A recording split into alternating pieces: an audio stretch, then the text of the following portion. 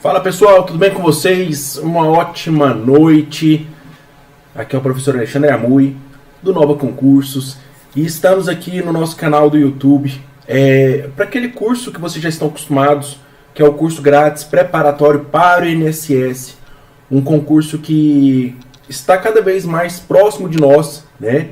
Para que a gente possa ir com essa preparação, com o aprimoramento do estudo, cada vez mais adaptarmos à nova realidade da legislação previdenciária, porque muita coisa mudou, né? E isso com certeza será cobrado pela banca, não só para o concurso do INSS, mas para qualquer concurso que venha a ser cobrada a matéria de direito previdenciário, né? E ao mesmo tempo, pessoal, nós teremos a oportunidade de introduzir alguns assuntos para que no curso regular, para que na apostila vocês aprofundem aquele estudo e vejam, olha, isso aqui é importante, isso aqui talvez não seja tão importante. Por isso é tão relevante esse nosso curso semanal aí, organizado brilhantemente pela Nova Concurso, tá? Conforme vocês já sabem, nosso bate-papo ele será aí de aproximadamente 1 hora, certo? E nós trataremos hoje de um assunto muito interessante, que é justamente o plano de benefícios da Previdência Social, conforme consta aí no slide de vocês. Hoje, pessoal, nós temos uma enormidade de assuntos, né, de extrema relevância no direito previdenciário, e aí, obviamente, isso tudo precisa estar no preparatório de vocês, preparatório regular, certo? Mas, de toda sorte, nós temos alguns conteúdos que têm a sua relevância e dependem de um estudo muito dirigido, muito direcionado, né? Eu, às vezes, converso com um aluno de cá, outro a colar desses cursos preparatórios presenciais, e a maioria me fala a mesma coisa. Fala assim, Amui, a questão é que eu pego a legislação para fazer a leitura e me parece que não há uma objetividade nos temas, me parece que não há uma organização dos artigos, e isso me deixa totalmente perdido, né? Isso é muito comum. E eu falo pro pessoal, falo realmente, porque o legislador, ele, às vezes na montagem da legislação, ele organiza essas capitulações de acordo com temas amplos, e eles vão tentando ali esmiuçá-los. E aí nem sempre você encontra uma lógica sequencial, né? E aí, obviamente, para isso que serve a aula. A aula não consegue absorver todo o conteúdo da legislação. Isso é impossível, a não ser que vocês peguem uma quantidade absurda de aula, né? Assim, aquele professor que literalmente pega a legislação e aí grava, sei lá, 80 horas, 100 horas de aula. Caso contrário, e o que eu duvido muito, né? O professor, ele trata dos assuntos principais, e aí você, organizando naquela estruturação de aula, faz a sua preparação, faz o seu estudo mais delineado, certo? Então, antes de começar, pessoal, recadinho aqui do Nova Concursos, né, para que a gente possa ficar atento. Primeiro, esse curso grátis para o INSS acontece todas as terças-feiras, às 8 horas, ao vivo. Hoje, o professor Alexandre Amui, né, tem um compromisso às 9 horas. Por incrível que pareça, eu vou tirar essa roupinha de ficar em casa e precisarei colocar um terno, uma gravata para uma reunião junto ao sindicato, né? Estamos aí negociando uma CCT e a discussão está pesadíssima. Então a reunião tem hora para começar, não tem hora para acabar. Então eu preciso desocupar até no máximo às 8h30 para que eu possa me deslocar para essa reunião, né? O pessoal fala, a advocacia financeiramente é bom, mas ela tem esses percalços, né? Em relação aos horários. Então hoje, infelizmente, nós precisamos alterar a pedido meu, tá? Não foi do Nova Concurso, foi meu, Alexandre Amui, solicitei isso e eles gentilmente me atenderam para que nós comecemos às 19h30 e encerremos até no máximo às 8h30 por conta desse meu compromisso profissional da advocacia, beleza? Mas em regra, toda terça-feira às 8 horas, vocês têm o curso grátis do INSS com aulas, questões, orientações de estudo, tá? Para que vocês possam participar, basta se inscrever na página pelo link que aparece lá na descrição do chat que o pessoal coloca aí para vocês, ok? Segundo, pessoal, quer passar no concurso? Assine o nosso curso Premium, né, do Nova Concursos. E eu falo sim, sem medo de ser feliz. Hoje o Nova Concursos, o preparatório online, ele tem tudo que o candidato precisa. Ele tem diversos professores, diversos tipos de materiais, e isso possibilita ao candidato escolher o que ele quer estudar para o preparatório. Às vezes você fala assim, não, eu estou muito bem em raciocínio lógico, mas eu estou péssimo em língua portuguesa. E aí você foca na língua portuguesa, tem 1, 2, 3 professores, material e etc. Previdenciário, direito do trabalho e assim por diante. Nessa assinatura premium, né, é importante nós entendermos que nós temos planos de 1 e de 2 anos, tá? E que o plano de estudos é feito por um especialista, tá? Por um professor do Nova Concursos, especialista e focado em concursos públicos, certo? Para que você tenha não apenas aulas e material adequado nessa assinatura premium, mas também um plano de estudo. E isso é uma grande dificuldade, né? A minha esposa, por exemplo, ela se prepara para um concurso público, por exemplo.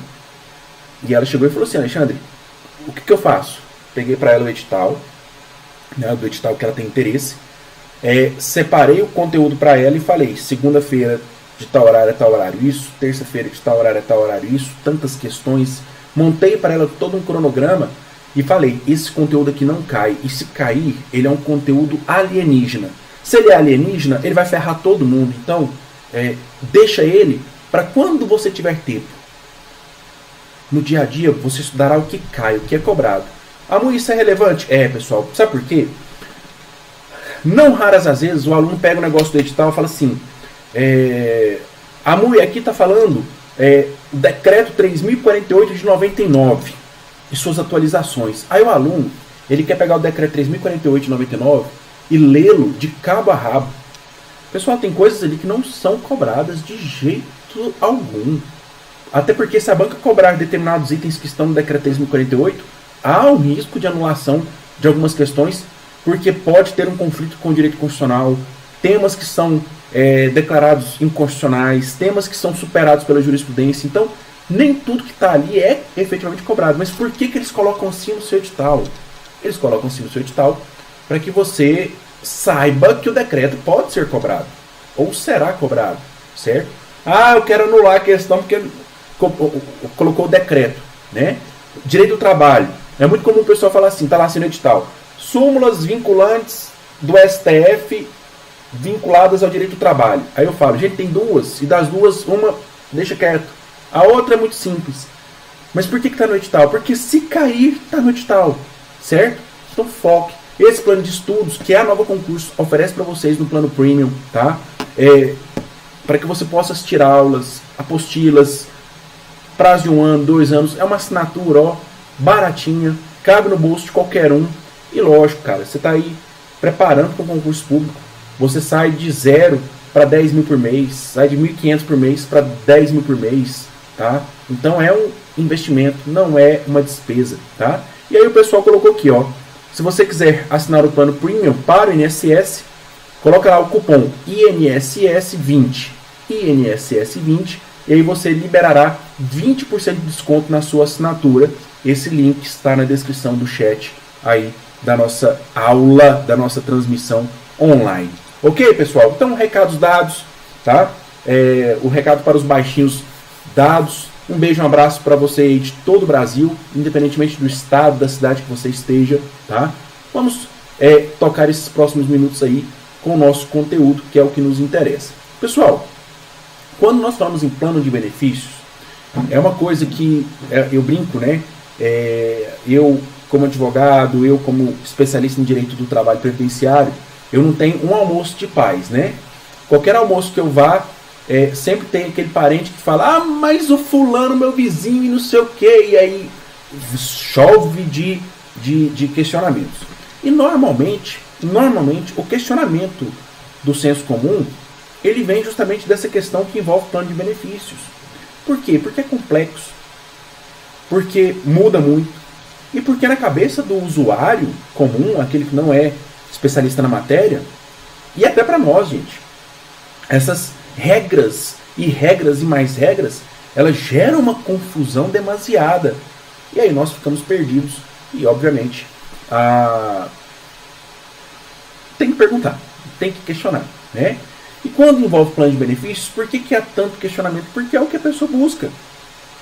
Ninguém paga a contribuição previdenciária só por ser compulsória. Ah, ela é compulsória fazer o quê? Ai, meu Deus, não. É compulsória? É. Conforme determina o artigo 201 da Constituição Federal. Beleza.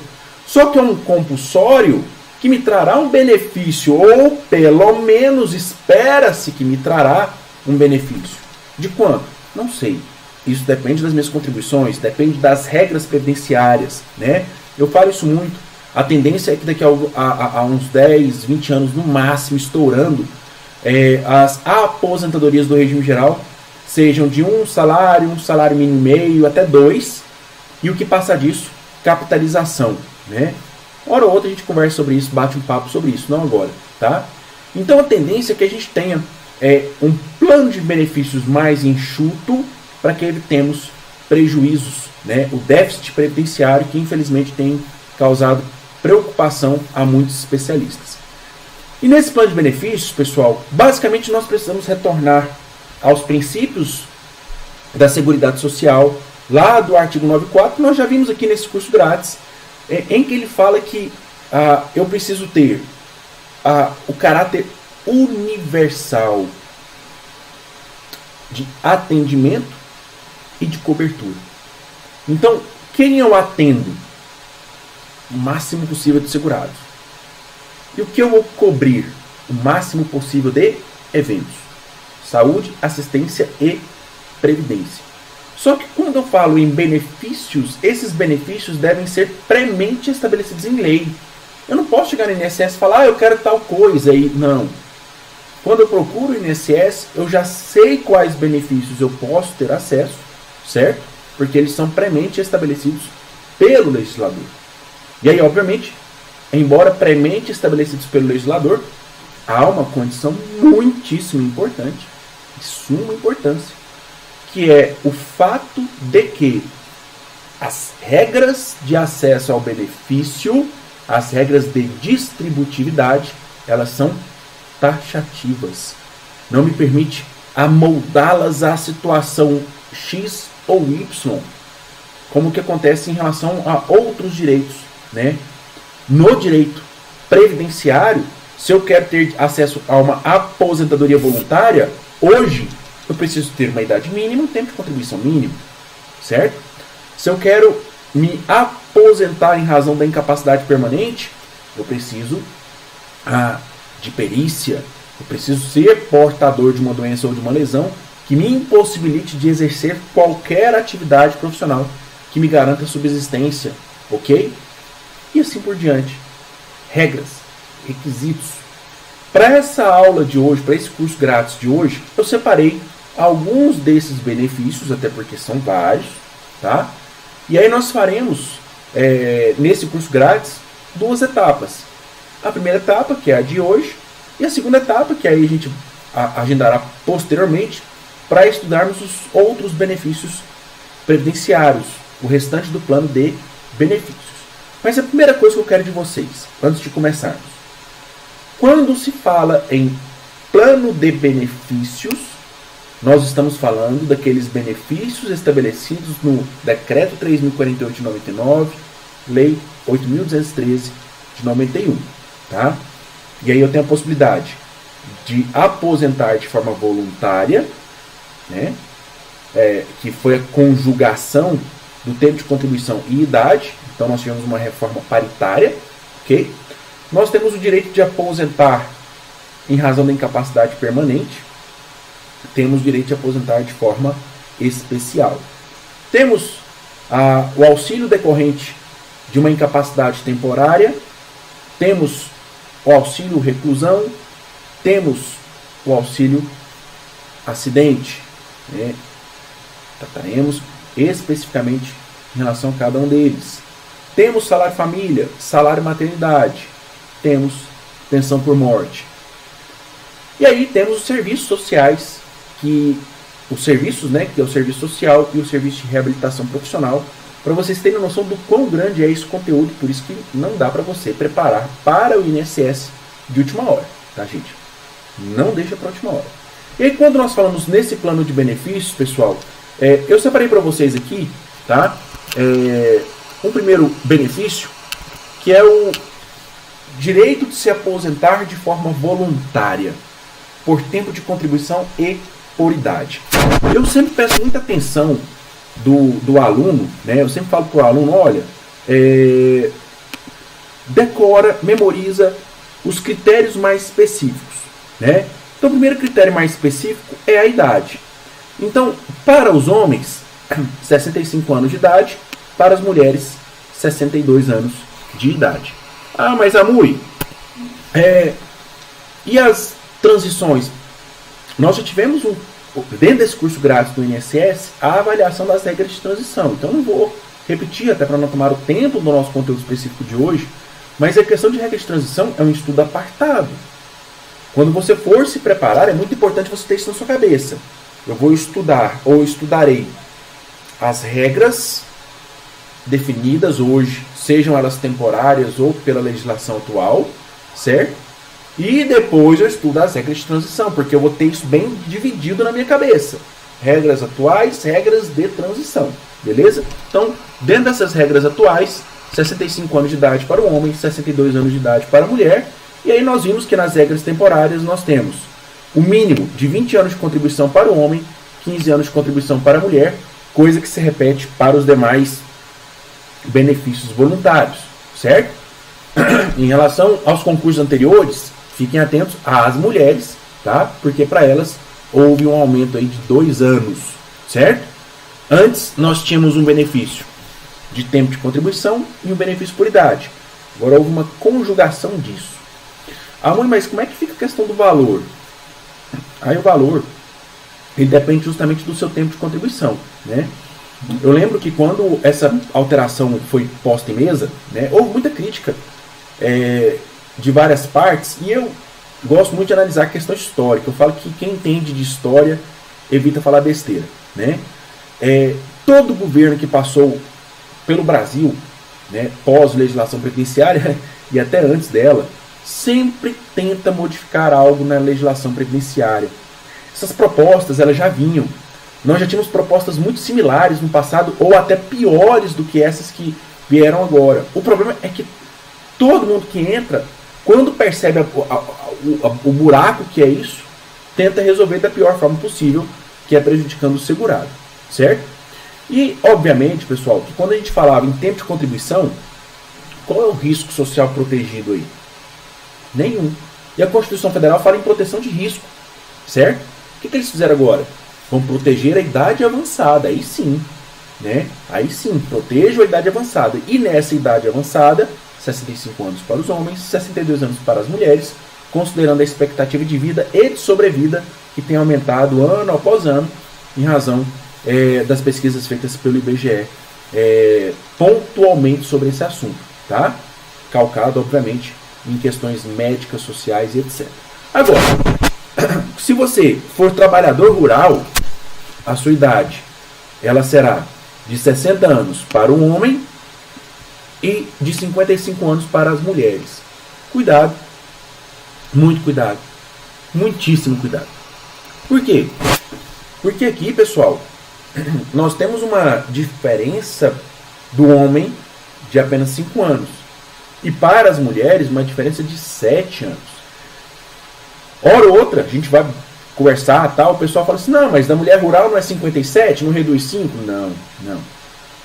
A mulher rural conseguiu uma vitória de última hora, aos 45 do segundo tempo, e manteve a idade de 55, conforme já era exigido anteriormente. Ok? Então, cuidado com isso. 20 para o homem, 15 para a mulher. E se forem professores ou professoras, 60 anos para os professores, tá? 60 anos para os professores e 57 anos para as professoras. Mas, pessoal, atentem-se. Não é qualquer professor. Se lá na sua prova falar professor de ensino superior, está errado, tá? Aqui eu estou falando da educação infantil, ensino fundamental, ensino médio. Além disso, os professores que, na condição de professor, obviamente, né, até me faltou aqui a palavra, exerçam as funções administrativas, de direção, coordenação ou assessoramento pedagógico, algo que já era aceito pelo STF e veio embutido agora na legislação. De todo modo, na prova, cuidado, porque não é alguém aleatório que foi colocado ali, é para o professor de carreira que passe a exercer essas atividades administrativas. Belezinha? Tranquilo? E lembrando, aqui não é uma mistura, aqui eu preciso ter todo o período dedicado ao magistério da educação infantil, ensino fundamental e ensino médio, tá? E aí, conforme nós vimos, pessoal, e já vimos nesse curso grátis e veremos no curso regular, é muito importante o aluno lembrar das questões que envolvem as contribuições, tá? Aqui nós não vamos trabalhar, não é nossa meta para hoje, certo? Até porque a Lei 8.212 e o Decreto 3.048, 8.212 e Decreto 3.048, eles trazem inúmeras possibilidades de tempos de contribuição a serem reconhecidos, tá, para o segurado, mas é importante destacarmos que a contribuição abaixo do salário mínimo após a emenda constitucional, de forma alguma, ela é reconhecida. Antes, há uma discussão, não vou travá-la aqui agora, até porque seria mais voltada para a advocacia, tá? Mas posterior à emenda constitucional, abaixo do salário mínimo não é computada. Então, às vezes o cara trabalhou 1 mês, 2 meses pagando meio salário mínimo, ele vai ter 1 mês de contribuição. Naquele primeiro mês, meio salário mínimo, no segundo mês, meio salário mínimo, eu somo os 2, eu tenho 1 mês de contribuição. Lá no curso regular, vocês terão acesso a isso de maneira mais facilitada. Segundo benefício, a aposentadoria especial. Quando você pega o artigo 201 da Constituição Federal, ele fala que os profissionais terão acesso a um benefício previdenciário, né, ao implementar uma idade mínima, homens 65, mulheres 62, um tempo de contribuição mínimo fixado por lei, que hoje é esse período de 20 e 15 que nós falamos, certo? E logo abaixo ele fala que, ressalvadas as hipóteses em que o trabalhador é exposto a condições nocivas à sua saúde, as pessoas com deficiência, aí sim eu terei regra específica. Para estas condições, eu terei regras específicas e diferenciadas dessa idade mínima ou dessas condições mínimas estabelecidas pelo legislador. Tanto que hoje eu não vou trabalhar pessoa com deficiência, vou trabalhar no próximo módulo nosso, próxima live nossa, tá? Mas para vocês terem uma ideia, a pessoa com deficiência hoje, ela tem regras muito diferentes de tempo de contribuição e até de idade em relação aos demais contribuintes. Então hoje eu falo que uma questão da pessoa com deficiência, ela pode ferrar com uma galera que não dá atenção a ela, embora ela esteja tratada lá no Decreto 3.048 de 99, conforme nós veremos no momento oportuno. Mas para hoje eu trouxe um benefício que até então ele era justo e precisava de algumas melhorias. Essas melhorias não vieram e vieram as piorias, né? Ele foi piorado de maneira muito cruel. Só que isso nos interessa. Isso aí a gente escreve artigo depois, faz uma live, mas aqui para o post do INSS é o seguinte. Essas alterações, por mais que elas tenham piorado a condição do segurado, elas serão cobradas na prova. Por que a MUI? Simples. O que é aposentar especial? O que é a aposentadoria especial? A aposentadoria especial é o direito de o trabalhador exposto a agentes nocivos, prejudiciais à sua saúde ou o conjunto de agentes nocivos, pleitear um benefício com tempo de contribuição reduzido, com idade reduzida. Isso pós emenda constitucional 103 de 2019. Primeiro cuidado que eu peço para vocês, e muito cuidado, é que antes da emenda constitucional, o texto falava em aposentadoria especial devida ao trabalhador exposto a agentes nocivos ou conjunto de agentes nocivos à sua saúde e ou integridade física. Então, era reconhecido, inclusive, pelo Superior Tribunal de Justiça, o direito de os vigilantes, por exemplo, aposentarem de forma especial porque eles trabalhavam expostos a uma condição de risco à sua integridade física, perigo.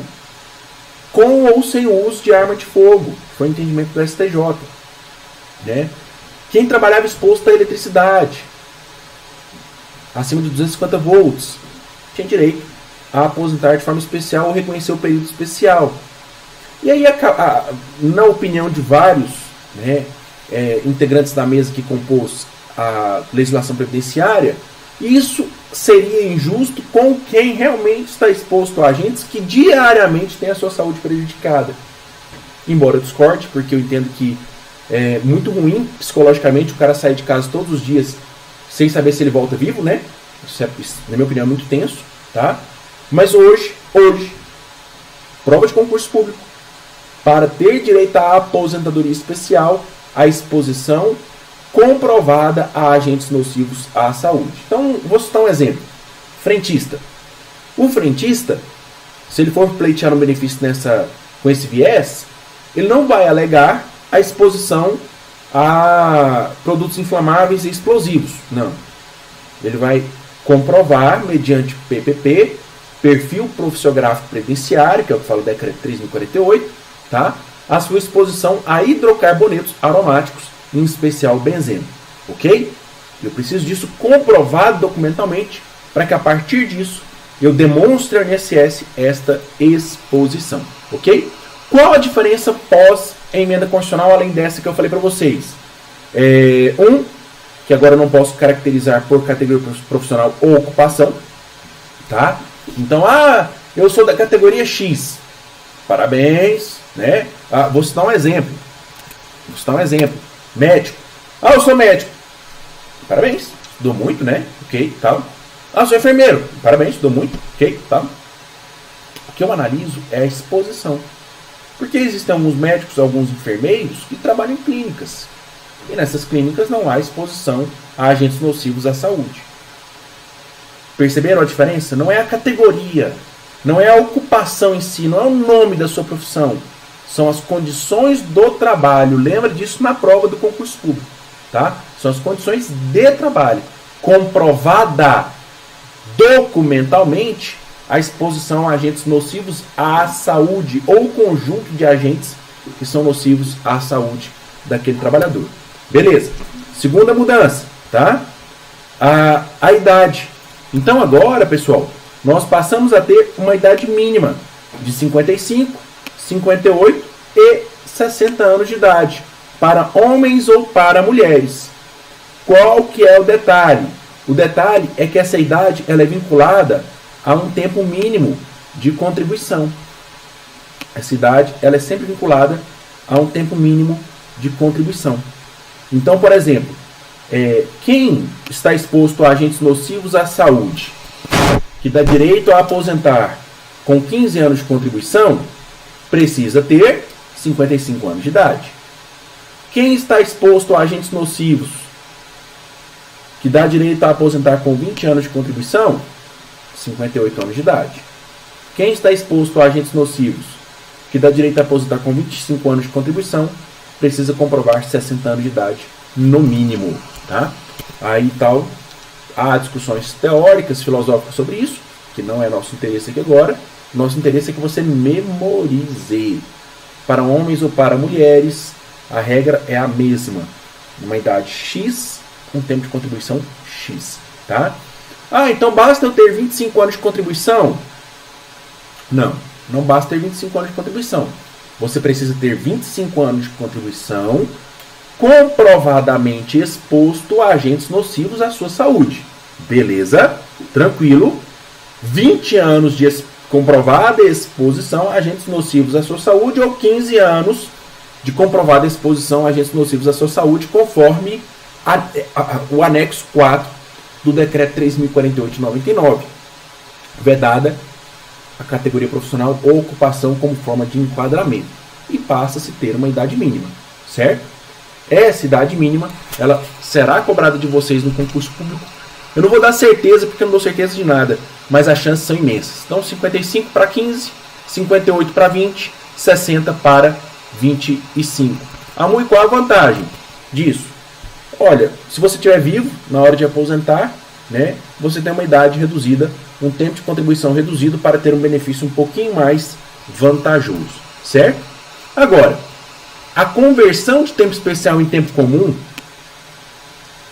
era uma regra muito utilizada antes da emenda constitucional.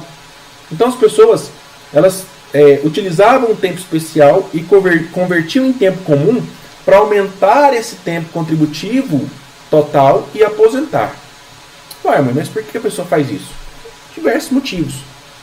Há um porque às vezes ele não tem todo o tempo especial, então ele não consegue aposentar especial. Ele trabalhava especial, foi para o comum, ou era do comum, foi para o especial. Então o que ele faz? Ele converte esse especial para somar com o comum, e aí, à época, totalizar os 35 anos de contribuição para o homem, 30 para a mulher. Após a emenda constitucional 103 de 2019, por enquanto, tá? Vamos ver se tem alterações aí posteriores, mas por enquanto é vedada a conversão do tempo especial em tempo comum para o período trabalhado após a emenda constitucional 103 de 2019. Ou seja, trabalhou em tempo especial, ele é computado, como é que eu posso dizer, matematicamente naquela mesma condição. Trabalhei 20 anos, então 20 anos. Eu não vou converter em tempo comum, certo? Não vou fazer a proporcionalidade disso. Não, 20 anos são 20 anos, seja para o especial, seja para o comum, ok? A diferença é que para você aposentar de forma especial, todo o período necessário deve ter tido contato com agentes nocivos à sua saúde. Professor, e o período anterior à emenda constitucional? Esses períodos ainda podem ser convertidos de tempo especial para tempo comum. Professor, por que o legislador fez isso? Por isso aqui, ó, por conta dessa decisão do STF, tá? Que com certeza será cobrado em concurso público, tá? Não é novo, mas é interessante. O STF entendeu o seguinte, que todo benefício especial concedido a partir de 29 de abril de 95 será cancelado pelo INSS caso o segurado permaneça ou retorne à atividade exposto a agentes nocivos à saúde descritos pela lei, tá? Com a decisão do STF com repercussão geral. O que ele está querendo dizer? Uai, chefa, não era nociva à saúde? Você não estava se fudendo? Aí eu te aposento mais cedo, você continua trabalhando, continua se fudendo? Vou cancelar esse benefício seu. E cancelou. Decisão do STF. Eu não concordo de forma alguma, mas quem sou eu para concordar ou discordar em relação ao que dispõe o STF, né? Mas de toda sorte, nem sempre a pessoa continua porque quer, né, gente? Ainda mais no Brasil. Continua porque financeiramente ela precisa. Saindo desses meandros, a alteração da emenda constitucional foi justamente por conta disso. O que as pessoas faziam? Elas tinham um tempo especial, por exemplo, médico, né? O médico tinha lá os 25 anos de tempo de serviço como médico exposto a agentes nocivos. Beleza. Ao invés dele aposentar especial, o que ele fazia? Ele convertia esse tempo especial em tempo comum, aposentava por tempo de contribuição comum e continuava trabalhando como médico exposto aos agentes nocivos, lá em ambulatórios, emergências, urgências, etc. Certo? E aí, meio que isso perdia a finalidade. Então agora, quer usar o tempo especial? Beleza. Usou o tempo especial? Aposentou? Procura outra atividade comum. Se for especial, eu vou cancelar o seu benefício. Segundo, não, eu quero aposentar comum. Então quer aposentar comum? Então espera as regras que nós vimos no slide anterior. Ok? Beleza? E um outro detalhe, pessoal. A atividade especial, ela não é pela simples exposição, tá? De acordo com o STF, o direito à aposentadoria especial pressupõe a efetiva exposição. E o que é efetiva exposição? É aquela exposição em que um equipamento de proteção individual não seja capaz efetivamente de neutralizar a nocividade do agente, tá? Eu lembro que uma vez fui fazer uma perícia e aí o perito, engenheiro, né, virou para mim e falou assim: ué, mas isso é simples, é só fornecer EPI. Aí eu falei assim, mas nem todo agente nocivo tem EPI útil. Ele, me fala um. Eu falei, ruído. Ele, tem sim o tampão, você não colocou o tampão? Você coloca aquele tampão lá, você não escuta nada. Eu falei assim, chefe, você está analisando muito pelo viés da engenharia, né? Pelo viés da engenharia, talvez. Ok, beleza, colocou tampão, acabou, não tem o ruído. Mas pelo viés da medicina, tá, com estudos feitos mundo afora, o ruído ele entra por qualquer poro do corpo humano. E o corpo humano ele é formado por poros. Né? Eu não sei se o conceito é esse, mas é basicamente isso. E esse ruído ele prejudica a saúde daquele trabalhador. E aí ele tem algumas doenças decorrentes da exposição ao ruído. Então não existe um EPI eficaz para o ruído, certo? Ou que justifique, né? E aí alguns países adotam EPCs, equipamentos de proteção coletiva. Então tem algumas boates, por exemplo, da Europa, em que a pessoa ela chega na boate, a boate está silenciosa, para que o garçom, o segurança, trabalhe com conforto auricular, né, corporal. Ah, mas e aí, professor, eu vou dançar no silêncio? Não, aí eles te entregam um fone Bluetooth, você coloca e aí você vai lá curtir a sua balada, né? Parece que tá todo mundo drogado, louco. Não, as pessoas estão com fone de ouvido dançando e quem trabalha está naquele silêncio, está no conforto sonoro, né? No máximo o ruído das conversas. Beleza? Tranquilo? Então, muito cuidado com essas decisões do STF na prova de vocês. E aí, pessoal, nós chegamos num benefício que o pessoal adora, né? Adora quando ele não gostava do morto, né? Ou da morta. A pensão por morte. Brincadeiras à parte, pessoal, a pensão por morte é um benefício que gera muita polêmica, tá? Hoje mesmo no CRPS, eu julguei vários processos de pensão por morte, devo ter julgado aproximadamente uns 20 processos. Desses 20 processos, eu tinha uns 15 de união estável, e desses 15 de união estável, eu acho que apenas 2 eu deferi, e um eu converti em diligência para oitiva de testemunho. O restante, pessoal, não havia nenhum sinal, nada de que as pessoas mantivessem união estável. Pensão por morte, ela é um benefício, obviamente, devido aos dependentes, tá? Por conta da morte do segurado. E as pessoas têm a mania de achar que a morte é algo que não se dialoga, que não se conversa ou que não se planeja. E aí, quando essa morte vem, a pessoa é pega de surpresa com falta de documentos, com falta de evidências daquela relação conjugal vivida entre as partes. E isso é péssimo, né? Isso é horroroso. E o legislador apresenta isso a nós, e isso com certeza será cobrado na sua prova de concurso público. Com certeza. Tá? E aí eu trouxe para vocês nesse curso grátis algumas especificações que devem ser atentadas por vocês, lidas e com muito cuidado para que você não erre na prova. Por mais que eu não concorde com algumas coisas que estão aqui, não é papel meu concordar ou discordar. É papel ensiná-lo o que está na lei e o que será cobrado na sua prova. O primeiro detalhe é a data de início do benefício. Né? A gente usa um código no direito previdenciário, vocês usaram muito, né? A DIB, né? A data de início do benefício. A pensão por morte, ela tem início a contar do óbito do segurado. Ah, beleza. Né? Quando? Quando ela for requerida em até 180 dias após o óbito, se forem filhos menores de 16 anos, ou em até 90 dias para os demais dependentes. Eu vejo um erro aqui técnico, não vou discutir esse erro técnico aqui por conta do direito civil, tá? Mas é o que pode cair na sua prova.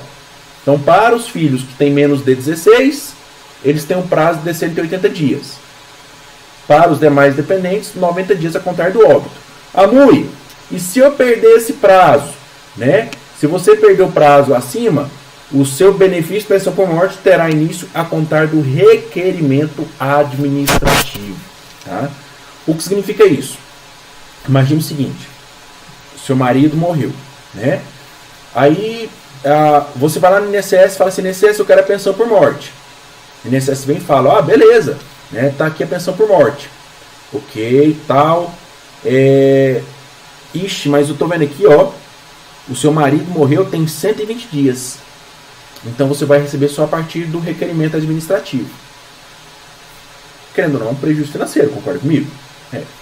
Segundo exemplo, INSS, eu vim aqui requerer pensão por morte, o marido morreu. Ah, é verdade. Tá deferido o benefício. Ah, eu tô vendo aqui que seu marido morreu tem 90 dias, né? Que maravilha. Então você vai receber desde o óbito. Então, se o requerimento administrativo for feito em até 90 dias, por exemplo, você vai receber desde o óbito. Tá? Qual a vantagem disso? O retroativozinho que vem, né? Para você fazer um bota fora, né? Para os filhos menores de 16, eu teria o prazo de 180. E em caso de morte presumida, o que é a morte presumida? O cara que sai para comprar um cigarro e nunca mais volta, né? Aí isso contará a partir da decisão judicial. Então, a partir da decisão judicial que reconheça a morte presumida, haverá o direito à pensão por morte. O grande detalhe, pessoal, que a morte presumida não é literalmente sair para comprar cigarro e sumir. Não. Precisa de provas, de evidências de que a pessoa realmente não mais está viva ou de que possivelmente não está viva, né? Isso é muito comum em desastres aéreos, quando não se localiza o corpo, né? Ou crimes, né? Em que não se localiza o corpo. E aí, nessas hipóteses, presume-se a morte. Ok? Grande detalhe é que, no caso do inciso 2, que eu li para vocês, quando o INSS lança, ele fala o seguinte: o benefício é devido desde o óbito. Ok? Mas se você fez o requerimento, após o prazo de 180 dias ou de 90 dias, o que vai acontecer? O INSS concede o benefício desde o óbito, faz as atualizações monetárias, mas ele só começa a pagar a contar do requerimento administrativo. Só que aí, obviamente, houve uma valorização ou não, depende muito do caso concreto, em relação à correção monetária desde a data do óbito daquele segurado. Ok? Então, olha aqui o que dispõe a legislação atualmente. No caso do item 2, né, quando conta do requerimento, a data de início do benefício será a data do óbito, aplicados os devidos reajustamentos até a data de início do pagamento, não sendo devida qualquer quantia ou qualquer importância relativa ao período anterior à data de entrada do requerimento. Então ele fala o seguinte: olha, beleza, eu vou contar desde o óbito, vou atualizar até a data do requerimento. E aí do requerimento para frente você passa a receber. Do requerimento para trás você não recebe porque você não respeitou aqueles prazos que nós vimos anteriormente. Ok? E o dependente, ele perde a cota? É possível um dependente perder a cota dele de pensão por morte? Sim, né? Imagine você, minha querida, que está olhando para o seu marido aí na sala, te atrapalhando, você está querendo estudar, e ele está te atrapalhando, você vai lá dar uma facada nele e ele morre, né? Mata o cara, né? Não há razão para se receber a pensão por morte, né? Não, professor, não matei não, mandei matar. Mesma coisa. Então, o legislador fala, né, que o condenado criminalmente como autor, coautor ou partícipe, tá, de homicídio doloso ou tentativa de homicídio doloso contra a pessoa do segurado perde a cota da pensão por morte, ressalvado aqueles que sejam absolutamente incapazes ou inimputáveis. Aí eu brinco, né, falo: se você matou seu marido, já pega lá um atestado de insanidade mental e fala pro seu advogado, fala que eu sou louca, tá? Desvairada, porque pelo menos eu recebo pensão por morte. Preço, mas recebo, né? Ok? O condenado criminalmente, lembre-se, sentença penal condenatória transitada em julgado. Não é a condenação do Instagram, tá? É a condenação do direito. Sentença penal condenatória transitada em julgado. Condenou por crime doloso contra a vida ou a tentativa dele, perde a cota de pensão por morte. Segunda hipótese é o que a galerinha tem feito aí muito, né? Aquele cônjuge, aquele companheiro, companheira que simulou um casamento, fraudou um casamento ou uma união estável apenas para receber benefício previdenciário. Hoje eu peguei um caso e eu fiquei olhando e falei assim, gente, esse cara, ele casou com essa mulher, ele tinha 90 anos de idade. 90 anos de idade. E quando ele casou com ela, ela tinha 25. Ele morreu com 95 anos de idade. Ela tinha 30 anos de idade. Ok. Tiro preconceito, tira essa dor do coração, tirei. Fui analisar a documentação. Documentação muito frágil, né? Aí intimei a parte para ela poder anexar para mim o histórico médico da pessoa, né? Do segurado. Pedi até para o INSS diligenciar nesse sentido, e aí veio a documentação de que a pessoa estava muito doente, em fase terminal já há praticamente 10 anos, né? Com locomoção debilitada, debilitado. Converti diligência, pedi para ouvir testemunha, né? E as testemunhas confirmaram que nunca houve relação conjugal entre eles, né? E aí, obviamente, isso foi uma fraude. Sendo uma fraude, embora eles fossem casados, eu reconheci que não havia o direito à pensão por morte, ok? Então, muito cuidado com isso. Cônjuge ou companheiro, tanto faz. Casamento ou união estável. Se a função foi fraudar, então não há direito ao benefício previdenciário, certo? Obviamente que dentro da legislação previdenciária, pessoal, há uma dúvida que sempre surge, né? E eu fiz aqui, Amui, acho que eu sou um dependente, acho. E ajuizei uma ação contra o INSS. E aí? Olha, pessoal, essa questão de dependente, ela é muito complexa. Existe muita discussão sobre quem tem direito e quem não tem direito, né? E aí nessa discussão, nesse rally-rola, o que acontece muito? A pessoa, ela ajuiza uma ação, aí fica naquela discussão, 10 anos depois, decide. Porque o judiciário, infelizmente, tem demorado muito. Aí quando decide, manda pagar o retroativo, o INSS vai lá e paga. Aí ele pega as pessoas que estavam recebendo e começa a descontar delas. Aí a pessoa que estava acostumada com uma renda, ela passa a ter uma renda bem menor, por conta dos descontos que foram efetuados para pagar a quota parte do outro. Mas por que, Amui? Porque eu divido em partes iguais. Então, se alguém recebeu indevidamente, depois eu faço o desconto e passo para quem é de direito. E a advocacia vai discutir isso no judiciário, né? Vai lutar se pode descontar ou não pode descontar.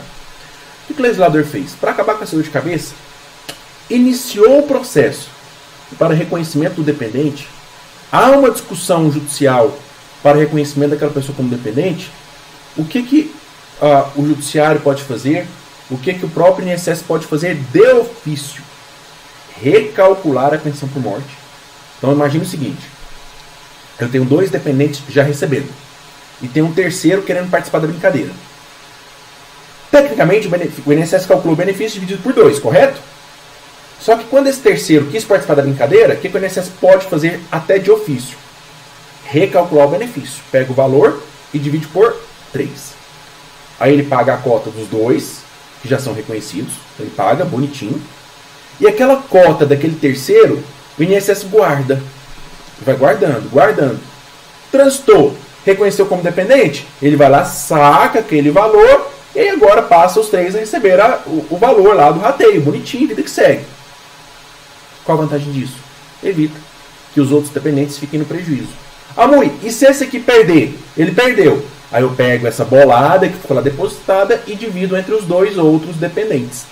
E eles voltam a receber a pensão por morte, a cota dela recalculada por 2. Ok? Então isso é algo muito interessante que veio trazido pela reforma previdenciária, não só da emenda constitucional, mas daquelas que vieram aí nos últimos anos. Tá? E o valor da pensão por morte, Amui? O valor da pensão por morte, hoje, é um item que com certeza será cobrado na prova do INSS. Hoje eu vou lá, calculo o valor da média salarial, isso aí a gente tem que ter um outro curso para falar sobre isso, tá? Calculei a média salarial, a média do salário de contribuição, que a gente chama de salário de benefício, tá? Ou pego a aposentadoria que o segurado recebia, então pego a aposentadoria, ou pego o salário de benefício a que o segurado teria direito se fosse aposentado por incapacidade permanente, ok? Na data do óbito, e multiplico por 50%. Então vamos imaginar o seguinte: o segurado ele estava aposentado ganhando R$4.000. Então eu pego esses 4.000 e multiplico por 50%, certo? Mais 10%, 10 pontos percentuais por dependente, até o máximo de 100%. O que significa isso? Vamos imaginar que eu tenha só a viúva ou o viúvo, tá? O filho, menor de 21 anos, sei lá, só um. Qual será a cota? 60%. 50% mais 10% por dependente. Tem só um dependente? Só, então 60%. Então, se ele estava aposentado ganhando 4.000, então 4.000 vezes 60%, a pensão por morte será de R$ 2.400. Não, Amui, eu tenho 2 dependentes, então 70%. 4.000 vezes 70%, 2.800. Não, Amui, eu tenho 5 dependentes, então 100%.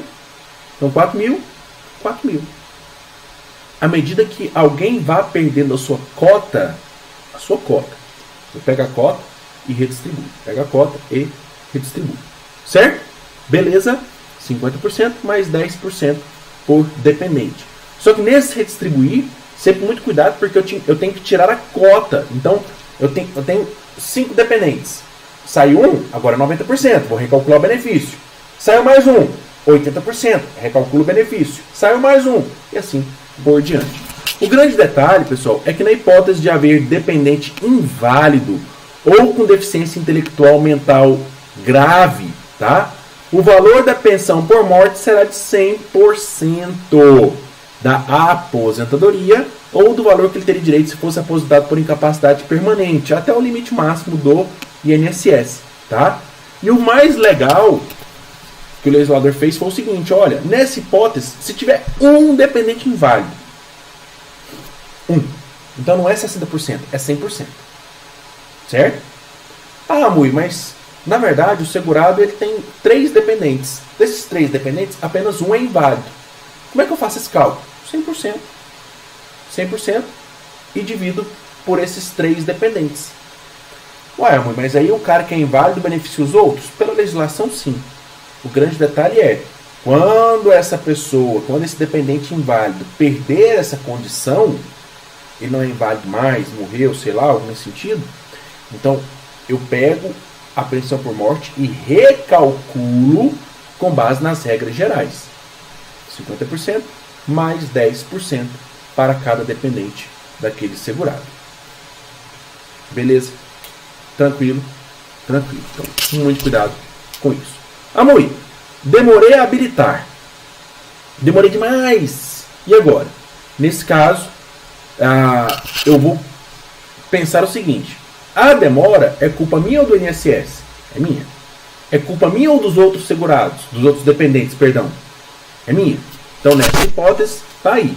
A concessão da pensão por morte não será protelada. Então, as pessoas vão recebendo normalmente, tá? E qualquer outra habilitação posterior que importe na exclusão ou inclusão de dependente somente produz efeito a contar da data da habilitação. Eu conheço muitos casos, pessoal, tem as baixarias, né?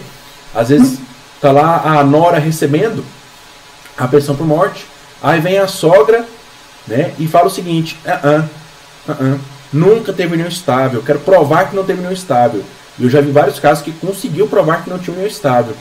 E aí a nora perde, e aí a sogra passa a receber, certo? Ou o contrário, tá lá a sogra recebendo, a nora vem e fala, tem eu, nora, e eu estou num degrau superior. Lembra do artigo 16? Tá? Dependentes classe 1, dependentes classe 2, dependentes da classe 3. Então, nessa hipótese aí, tá? A pensão por morte ela pode prejudicar alguém que já recebia, mas ele só receberá a partir da habilitação dele, ok? Os dependentes, precisamos de uma aula só para isso, porque é um conteúdo complexo, tal, mas é importante nós lembrarmos, tá? Algumas dicas para o seu concurso, que o cônjuge que for divorciado, ou separado judicialmente, ou separado de fato, tá? E depende da época que isso aconteceu, que recebe pensão alimentícia, terá direito à pensão por morte em igualdade de condições com os demais dependentes. Não é proporcional, é em igualdade de condições com os demais dependentes. Beleza? Beleza. Agora, se a pensão alimentícia ela era temporária, a ex-cônjuge ou ex-cônjuge, ex-companheiro ou ex-companheira receberá a pensão por morte apenas pelo prazo remanescente na data do óbito em relação à pensão por morte, tá? Caso não haja uma outra hipótese de cancelamento do benefício. Então, assim, muito cuidado com isso aqui, pessoal. Decora isso. O que eu estou falando para vocês? Que tecnicamente, a pensão por morte é devida ao ex que receba alimentos, tá? Se os alimentos forem temporários, a pensão por morte se limita ao prazo desses alimentos quando da data do óbito do segurado. Se faltava um mês, só mais um mês de pensão por morte. Belezinha? E aí, por fim, para nós encerrarmos, tá? A cota individual da pensão por morte, memorizem isso, ela cessa pela morte do pensionista, tá? Para o filho, para o enteado, para o tutelado, para o irmão, ao completar 21 anos de idade, salvo se for inválido ou deficiência intelectual mental, para o filho, enteado, tutelado ou irmão inválido pela cessação da invalidez, para o filho, enteado, tutelado ou irmão que tem deficiência intelectual mental ou grave pelo afastamento da deficiência, aí depende muito da medicina, ou pela adoção para o filho adotado que recebia a pensão por morte dos pais biológicos, uma novidade interessante que veio recentemente, tá? Então, o filho biológico ele está lá recebendo a pensão por morte, mas ele é adotado. Quando ele é adotado, ele perde o direito a essa pensão por morte. Já para o cônjuge ou companheiro, companheira, tá? Que comprovarem a união estável, etc., se ele for inválido ou com deficiência, ele perde a pensão por morte pela cessação da invalidez ou pelo afastamento da deficiência, respeitado esse prazo aqui. Tá? Então, primeiro, ele recebe de forma vitalícia. Por quanto tempo, Amui? Não sei. Enquanto ele for inválido ou deficiente. Tá? Pessoa com deficiência. Cessou a invalidez, cessou a deficiência, aí eu vou respeitar esse prazo aqui. Tá? Em 4 meses. Uai, o cônjuge companheiro vai receber só por 4 meses, Amui? Sim. Se na data do óbito o segurado tinha vertido apenas 18 contribuições, né? Menos de 18 contribuições, ou se o casamento ou união estável tinha menos de 2 anos. Então são 2 requisitos a serem analisados concomitantemente. Ele precisa de pelo menos 18 meses de contribuição e 2 anos ou mais de casamento ou de união estável. Se você tinha, por exemplo, 17 meses de contribuição, o cônjuge companheiro recebe apenas 4 meses de pensão por morte. Tá? Ah, eu tinha 18 meses de contribuição. E quanto tempo de casamento? 6 meses. Então recebe apenas 4 meses. Isso aqui, pessoal, é apenas e tão somente para o cônjuge ou companheiro, tá? Cuidado. Ou, não sendo esse caso, né, vamos imaginar que o segurado ele tinha 18 meses de contribuição e vamos considerar que tinha 2 anos de casamento ou de união estável. Aí o benefício ele durará de acordo com essa tabelinha aqui, ó. 3 anos para quem tem menos de 21 anos, tá? 20 anos para quem tem entre 41 e 43 anos e vitalício para quem tem 44 anos ou mais de idade. Tá bom, pessoal? Então, nessas condições, tá? Eu agradeço a presença de vocês.